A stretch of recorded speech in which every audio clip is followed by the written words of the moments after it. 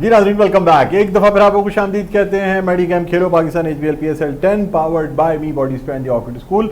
इसके साथ मैं हूं आपका मेज़बान डॉक्टर बुलंद इकबाल। मेरे साथ मौजूद है नसीम हमीद और हमारे साथ मौजूद हैं नवीद ज़मीर साहब और आमिर सरफराज साहब, जो दोनों हमारे पैनलिस्ट हैं। इनसे हम ब्रेक पे जाने से पहले बात कर रहे थे कि जो दो टीमें जिनका आज मैच होना है, जो कि पेशावर ज़ल्मी और कोयटा ग्लैडिएटर्स है, उसमें एज किसको हासिल है या ज़्यादा जो टीम ज़्यादा चांसेस रखती है, तो नवीद ज़मीर साहब कह रहे हैं कोयटा ग्लैडिएटर्स, लेकिन आमिर सरफराज साहब जो हैं वो पेशावर ज़ल्मी के साथ हैं। और अब देखना ये होगा कि इन दोनों में से किसकी प्रेडिक्शन जो है वो ज़्यादा बेहतर होती है। हमने जिस तरह आपको दोनों टीमों का मवाजना बताया था, तो अब अगर पेशावर ज़ल्मी की टीम पे नज़र डालें तो बाबर आजम की कप्तानी में ये टीम है। इसके अलावा अब्दुल समद इसके टॉप ऑर्डर जो हैं वो बैटर हैं।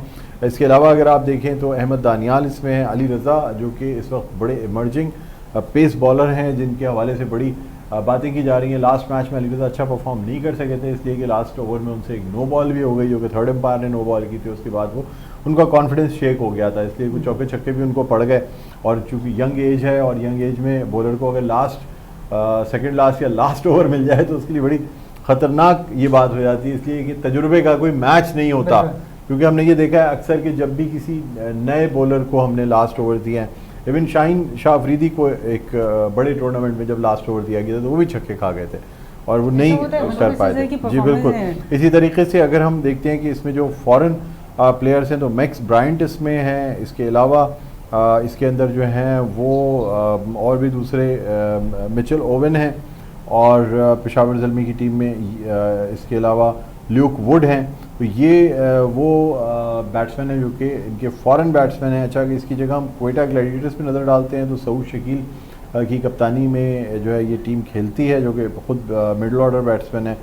लेकिन अब देखना ये होगा कि जो हम इसके ओपनर बैट्समैन हैं टॉप ऑर्डर में वो क्या आज कारकर्दगी पेश करते हैं। जैसे हसन नवाज़ हैं, ठीक है। फिर अगर हम इसके फॉरेन प्लेयर्स देखते हैं तो उसमें फिन एलन है, मार्क चैपमैन है, फिर इनके साथ साथ जो है वो कायली जेमिसन है और दीगर। अच्छा, नाफे पे बहुत बात की जाती है, ख्वाजा नाफे पे कोयटा ग्लैडिएटर्स के हवाले से, इसलिए कि ख्वाजा नाफे इस वक्त उभरते हुए, जिस तरह अली रज़ा हैं उसी तरह ख्वाजा नाफे भी उभरते हुए बैट्समैन हैं। और देखना ये होगा कि आज ये क्या कारकर्दगी करते हैं। पुराने अगर हम प्लेयर्स में बात करें तो शोएब मलिक भी इस टीम का हिस्सा हैं, जो कि ऑलराउंडर हैं।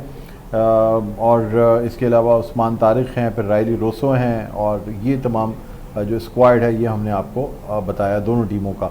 बहरहाल नवीद ज़मीर साहब क्या कहते हैं ये तमाम चीज़ों पे नज़र डाल के आपको क्या लगता है? ऑन पेपर आमिर सरफराज साहब कह रहे हैं कि इनको पेशावर ज़ल्मी ज़्यादा स्ट्रॉन्ग टीम नज़र आ रही है बनस्बत कोयटा ग्लैडिएटर्स के। डॉक्टर साहब देखें, अभी हम आपने बात करी अली रज़ा के हवाले से, बात करी ख्वाजा नाफे के हवाले से बात करी। देखें, कप्तान का बड़ा रोल होता है किसी भी बॉलर को कॉन्फिडेंस देने के अंदर। अगर अली रज़ा को आप एज ए इमर्जिंग प्लेयर हम देख रहे हैं कि जिस तरह की परफॉर्मेंस दे रहे थे वो, देखिए आखिर के जो ओवर दे रहे थे, आपने कहा आखिर के जो ओवर होते हैं इसका मतलब दे नहीं रहे थे। कॉन्फिडेंस देखें कैप्टन को देना पड़ता है। कॉन्फिडेंस उसको कैप्टन ने उसको बताना होता है कि आपने किस लाइन पे गेन करनी है। देखिए, जो यंग प्लेयर होता है ना उसको एक्सपीरियंस की कमी होती है, लेकिन जहाँ हमारे कप्तान प्लेयर्स होते हैं जो सीनियर बॉलर्स खेल रहे होते हैं, मैं समझता हूँ लास्ट के ओवर्स के अंदर, आपको याद दिलाता हूँ 87 के वर्ल्ड कप के अंदर भी आपको याद है आखिरी ओवर सलीम जाफर से करवा दिया था उस जमाने इमरान खान ने, इसमें 18 रन चले गए थे और वो 18 रन का डिफरेंस 18 रन से आ रहे थे, उसी 18 पाकिस्तान हारा था।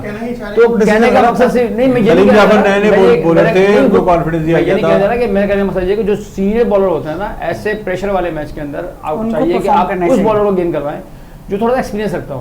अब अली रज़ा गुड बॉलर 146 की स्पीड से 87 में गलती हुई थी मान ली। हाँ भाई, इन्होंने कहा कि जी आप अगर हर चीज वैसे सलीम जाफर की इनके मैं जवाब दे देता हूं, अगर हर चीज को आपने खान साहब को बुराई कहना है तो आप कहते रहिए। सर सलीम जाफर खान साहब ने जितवाया सर, इसको आप कैसे गलत कह सकते हैं? मेरा एक पॉइंट कहने का सिर्फ ये है कि किस चीज से जितवाया को चाहिए कि सीनियर बॉलर को चाहिए जो आपके पास होते हैं।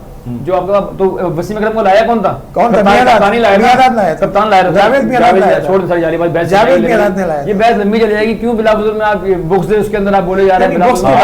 आपको हमारा बात गलत है। जो आप क्या कहते हैं? आप बताइए। सर जावेद मियां लेकर आया था, वसीम अकरम ने एक्सेप्ट करता है। कौन था? आप वसीम अकरम है। वसीम अकरम ने क्या बोला है? उसने कहा कि इमरान खान ने बोला था कि यहाँ पे गेन करना। लाया कौन था? क्या बात कर रहे हैं? तो करो ना यार, मुकम्मल बात करो ना यार। अच्छा लेकिन आप आबिद सरफराज साहब कहते हैं कि 92 के वर्ल्ड कप में खान साहब का कोई हाथ नहीं था। क्या रोल था मुझे बताइए ना आप।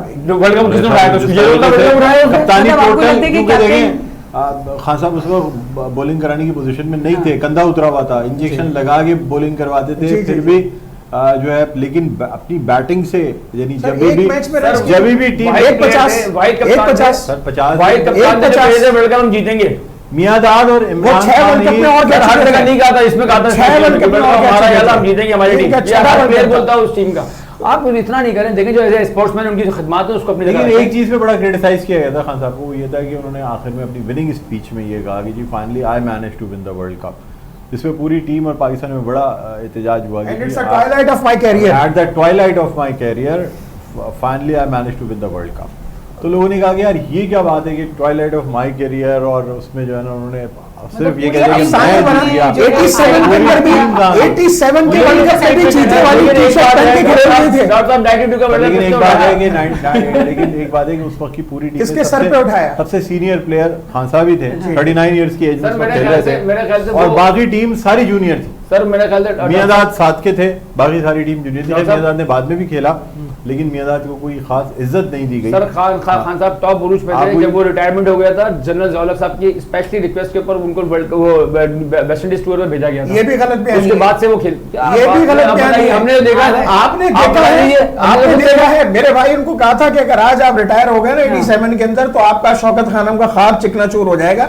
आप आए खेलें, जब तक फेम में रहेंगे, जब तक स्क्रीन पे रहेंगे तो लोग आपको खिदमत का मौका तो मिला ना, यही का मौका देखें, यही कर लेने की खिदमत का मौका तो मिला ना। अब शौकत खान हॉस्पिटल बंद हो गया ना, इमरान खान की काबिज पे बात क्रिकेट में बात करते हैं, अभी बात करते हैं। आज हम कोयटा और पेशावर की बात कर रहे थे, आप लोग बात कहीं और ले गए। मतलब आज के मैच की बताएं कि आज के मैच के हवाले से हम बात करें, क्रिकेट की बात करें, सियासत का हमारा ताल्लुक नहीं है, हम सिर्फ क्रिकेट की बात कर रहे हैं और वैसे एक कप्तान की बात कर रहे हैं। हमारा और किसी किस्म की किसी डिस्कशन से कोई ताल्लुक नहीं है। बड़े मैच बीच में लेके आ जाते हैं, हम प्लेयर्स को बड़ी जल्दी गंदा कर देते हैं। कप्तान का बड़ा रोल होता है किसी भी टीम को जेल करने के अंदर, और कप्तान जो होता है वो टीम को देखें बूस्टअप भी करता है, टीम को कॉन्फिडेंस देता है। जैसे हम अभी रिजवान की बैटिंग की बात पे भी हमने तनकीद करी ना, लेकिन रिजवान की जो प्लानिंग थी मैं नहीं समझता, उस पिछले मैच को देखते हुए उनका सही प्लान था। आपको क्या लगता है आज बाबा जो शुएब मलिक परफॉर्म करेंगे तो आपको क्या लगता है कि सीनियर प्लेयर वो पूरी टीम का चेहरा अपने सर सजा लेंगे? मतलब अगर वो अच्छा परफॉर्म करेंगे। देखिए शुएब मलिक जिस टाइप के प्लेयर है ना, याद रखिए बात को, मैच विनिंग प्लेयर आपको अब नहीं कह सकते, वो थे एक जमाने में, अब वो टीम को सपोर्ट कर सकते हैं। उनकी अब कप्तान पर डिपेंड करता है वो उनसे किस तरह फायदा उठाता है। ठीक है, चलिए आमिर सरफराज से बड़े मुस्कुरा रहे थे, इस पर बात करेंगे कि ये मुस्कुराहट शुएब मलिक की किसी पर्सनल लाइफ की वजह से थी या उनकी प्रोफेशनल लाइफ की वजह से थी। लेकिन एक वक्फा लेंगे, नसीम एक वक्फा लेते वक्त के बाद। जी नाज़रीन बिल्कुल एक छोटा सा ब्रेक लेते हैं हम यहाँ पर। देखते रहिए मेडी गेम खेलो पाकिस्तान, जल्द ही वापस आते हैं।